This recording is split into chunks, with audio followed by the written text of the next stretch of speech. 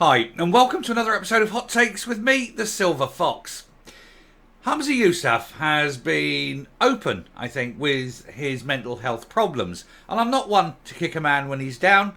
He has gone. We don't need to punish him any further. And of course, you can accept and understand that the role of First Minister, or the role of any sort of senior position, is one that will affect your mental health. There are stresses that people are unaware of. Certainly in my line of business, I found it very, very stressful. I was running an accounts department. I was running the operations department. We were dealing with, 20, 30 million pound contracts, strict time limits, certain works that had to be completed by certain dates. We had targets to meet. We had fail metrics to avoid. And of course, at the whole time, constantly looking at cash flow, constantly looking at all the statutory returns, all sorts of things going on, making sure people got paid. It was a very stressful position. It was a well-rewarded position, let's not make two bones about it. But it was a stressful position. And I'm sure many of you have also, in your careers, been in positions where you've had a lot of stress.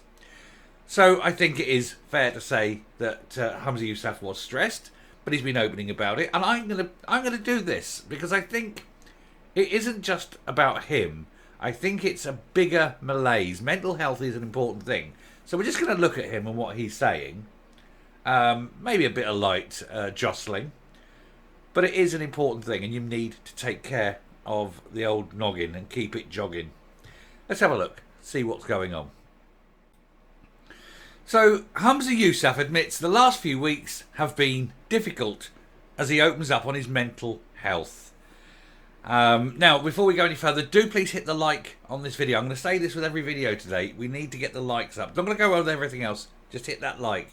Need to lift these up to try and challenge YouTube with what they're doing to the channel. Anyway, Humza Yousaf said he's not ashamed at all to admit his mental health suffered in the wake of his resignation as Scottish First Minister. And of course, it probably did, because he was trying to exercise an authority that he thought he had, and in a very short period of time, of course, he realised two things. One, he didn't have any authority whatsoever because the decisions that were being made by other people. And secondly, that karma sucks. He worked with the Greens. He kept saying the Greens are the greatest thing. Kiss the arse of the Greens. They were worth their weight in gold all the way, even until the night before he was forced to come out and, boot them out of government. A decision made not by, I think, Humza Yousaf, but by others behind the scenes. And of course, at that moment, he realises that for all his bluff and bluster, he is not the leader of the party. He's the figurehead for the real leader of the party.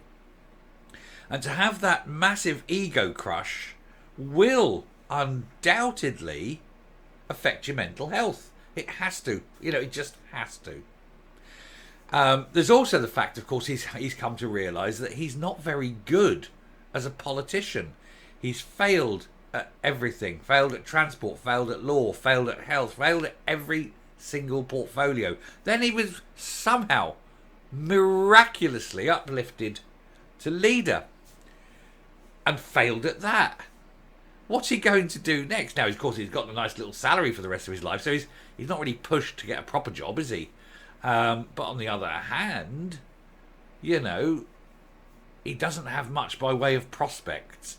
It's not as though there's some merchant banker going to be offering him a seat on the board. It's not as though some big business will say, we'd love your valuable input into the running of our business. They'll take one look at what he's done and go, yeah, right, not letting him anywhere near this building unless he's got a bucket and a mop in his hand. And that's it. Nobody's going to employ him. He'll probably have to create some pretending non-job or something like that. Of course, he'll carry on as a backbencher now until the next Holyrood election, and then he'll probably be booted.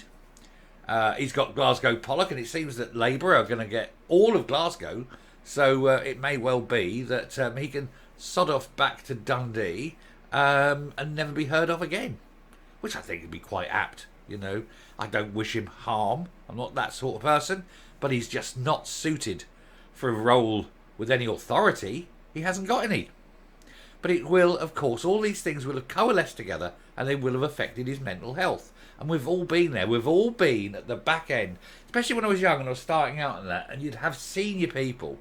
And you might know what you're talking about, but you'd have these senior people who've, I've been there for 35 years, blah, blah, blah, and I know everything. And they'd just look at you, and because you were such, you had a whiskerless youth, as it were, they'd just dismiss what you had to say because they didn't consider what you had worthy. And I've been there, and I've had stand-up fights with people going, you're an idiot. That's not the way it's done. Yes, it's the way it's done for 30 years. Just because it was done that way 30 years ago doesn't mean that's how it's done these days. You have to change. You have to evolve. Evolve or die. And it's much the same with politics. And the trouble with the SNP is they can't evolve. The SNP is much like Islam. Islam cannot evolve because the word of the book is immutable and unchanging. The world changes, but that doesn't, and they cannot understand it. I'll give you an example. The Quran and the Old Testament both say don't eat pork. Now you think, oh, why? What's the problem? Well, no, it makes perfect sense.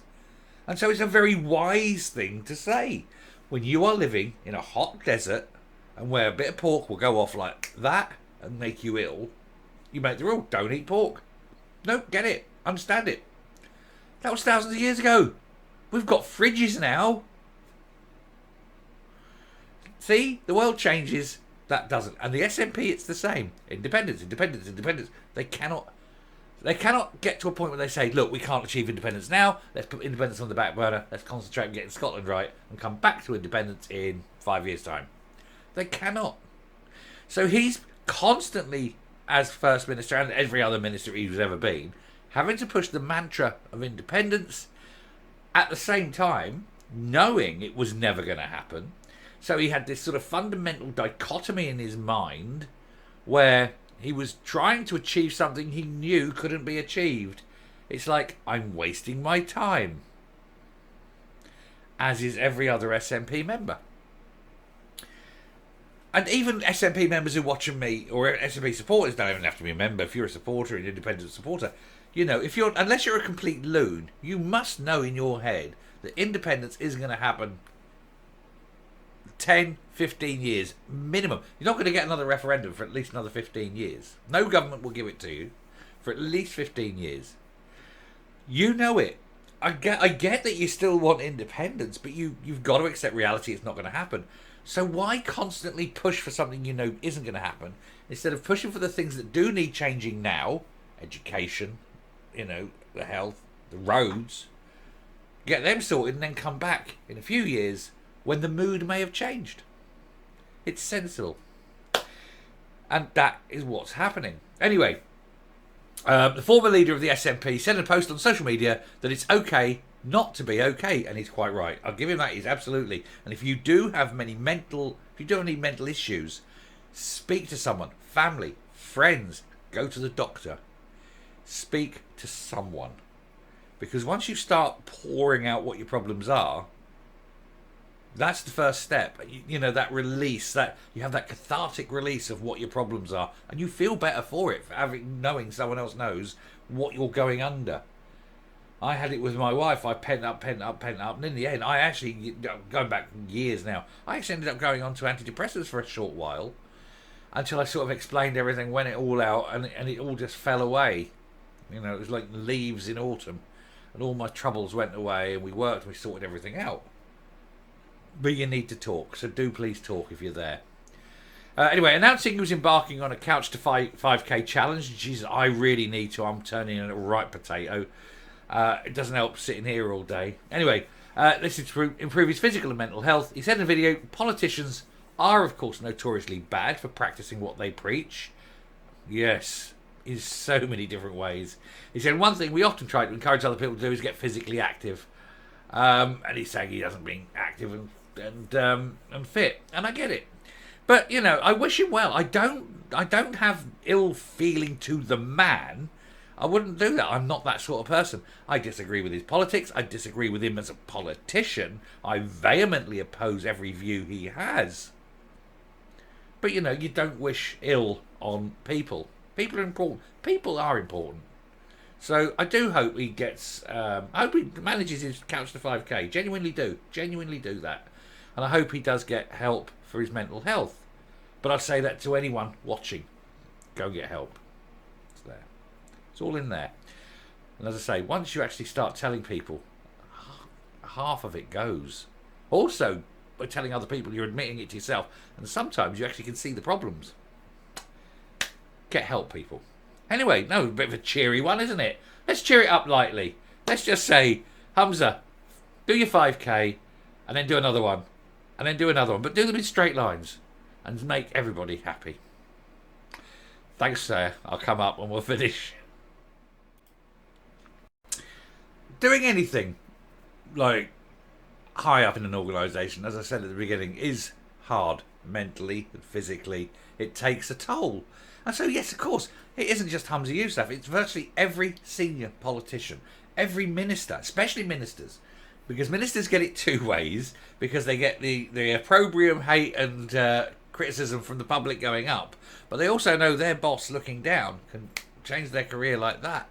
They've got no control over it. It is a gift of the Prime Minister or the First Minister or, the leader of the Senedd in Wales and whoever it is. It's within their gift. And so, you're not secure in your position and you keep getting criticised in it. It's a job for masochists. Anyway, I'll finish there. Thank you very much for watching. Do please get help if you need it. At least talk to your friends, talk to your wife, husband, partner, chums. Talk. Till next time, stay safe, stay well, mentally and physically, and I will speak to you later. Bye.